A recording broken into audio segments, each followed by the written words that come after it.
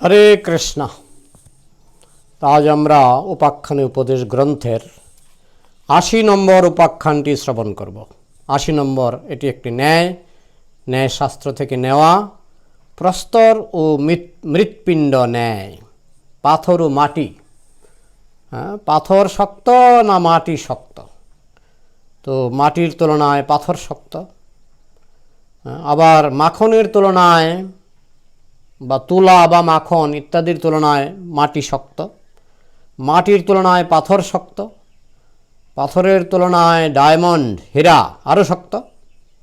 হীরাও এক ধরনের পাথর, কিন্তু সেটা পাথরের মধ্যে বেশি শক্ত। তাহলে এই যে তুলনা, মাখন শক্ত না মাটি শক্ত? নিশ্চয়ই মাখনের থেকে মাটি শক্ত। আবার পাথর শক্ত না মাটি শক্ত?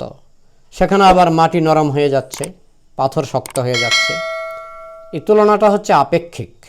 কার সঙ্গে তুলনা করা হচ্ছে তার উপর নির্ভর করে বলতে হয় যে কোনটা নরম কোনটা শক্ত। আমি যদি হঠাৎ বলি মাটি নরম, তাহলে মাখনের সঙ্গে তুলনা করলে কথাটা ঠিক হবে না। তো ঠিক সেরকম অনেকে কৃষ্ণ ভক্তির বিরুদ্ধে অনেক কুতর্ক উপস্থাপন করে। তো সেই কুতর্কগুলি, এই কৃষ্ণ ভক্তি হচ্ছে কৃষ্ণ ভক্তির যে যুক্তি এত শক্ত যে জগতের সমস্ত কুতর্ক কৃষ্ণ ভক্তির কাছে চূর্ণ বিচূর্ণ হয়ে যায়। কেউ বলে কর্মশ্রেষ্ঠ, কর্মই ধর্ম। কেউ বলে জ্ঞানী শ্রেষ্ঠ, জ্ঞানী পরি সমাপ্যতে, গীতাতেই বলা আছে। কেউ বলছে যোগ শ্রেষ্ঠ, তস্মাৎ যোগী ভবার্জন।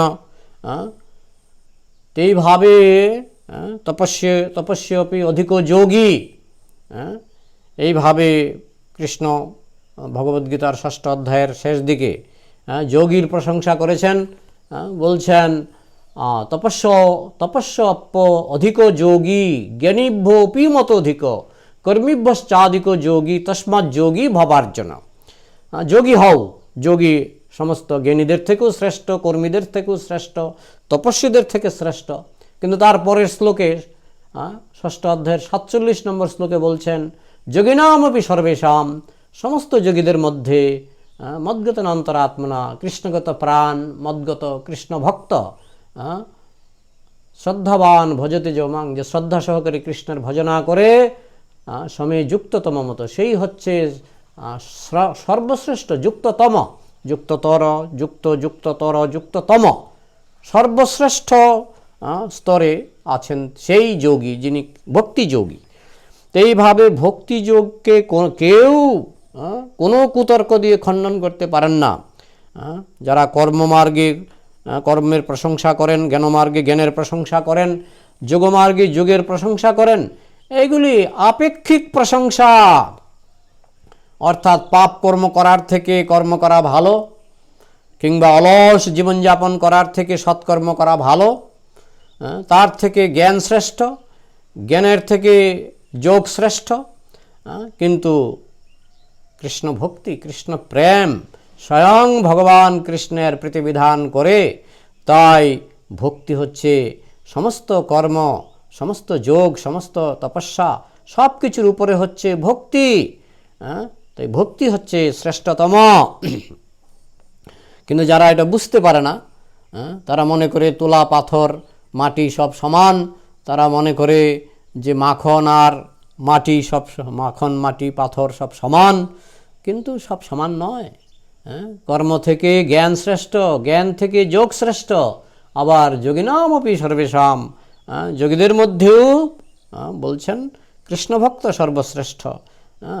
তাই ভগবদ্গীতার যে অষ্টাদশ অধ্যায়ে ভগবান শ্রীকৃষ্ণ যে সিদ্ধান্ত দিয়েছেন, সেটি কৃষ্ণ বলছেন অষ্টাদশ অধ্যায়ের ৬৪ নম্বর শ্লোকে, সর্বগুহ্যতমং ভূয় শৃণু মে পরমং বচ, ইষ্টসি মে দৃঢ়মেতি ততবক্ষ্যামি তে হিতম। হে অর্জুন, তুমি আমার অত্যন্ত প্রিয় ভক্ত, তাই তোমাকে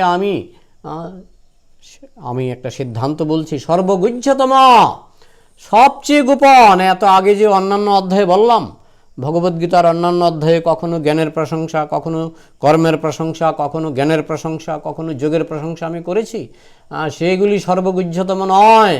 সর্বগুহ্যতম এই অষ্টাদশ অধ্যায়ের শেষে আমি তোমাকে বলছি, মন্মনা ভব মদ্ভক্ত মজ্জাজিমাং নমস্কুরু মমে বৈশ্যসী সত্যন্তি প্রতিজানে প্রিয় সীমে। আমার ভক্ত হও, সবসময় আমার কথা চিন্তা করো, মদ্ভক্ত মজ্জাজি আমার পূজা করো।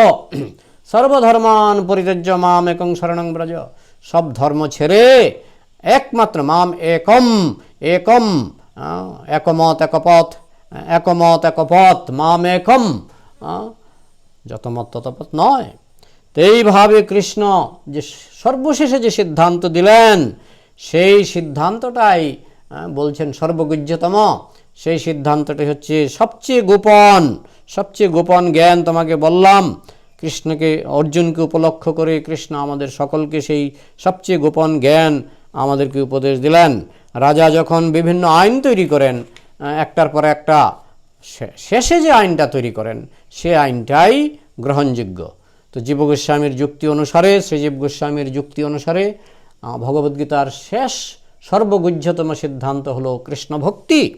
তাই তার আগে যে কর্মমার্গ, জ্ঞানমার্গ ইত্যাদির প্রশংসা রয়েছে, সেগুলি কৃষ্ণ ভক্তির কাছে অতি তুচ্ছ।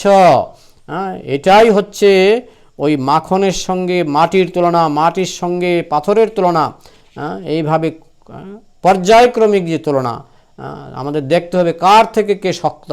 তো ঠিক তেমনি কর্ম থেকে জ্ঞান শ্রেষ্ঠ, জ্ঞান থেকে যোগ শ্রেষ্ঠ, যোগের মধ্যে ভক্তি যোগ হচ্ছে শ্রেষ্ঠতম। সেটাই ভগবদ্গীতার সিদ্ধান্ত। কিন্তু যাদের বুদ্ধি কম, তারা সেটা বুঝতে পারে না। তারা বলে সব সমান, তারা বলে সব সমান, মাখন আর মাটি আর পাথর সব সমান। কিন্তু সব সমান নয়। সবই পুংসাং পরধর্ম যত ভক্তির অধক্ষজে। কৃষ্ণ ভক্তি হচ্ছে পরম ধর্ম, শ্রেষ্ঠ ধর্ম, সর্বগুহ্যতম উপদেশে একথাই কৃষ্ণ ঘোষণা করলেন। হরে কৃষ্ণ।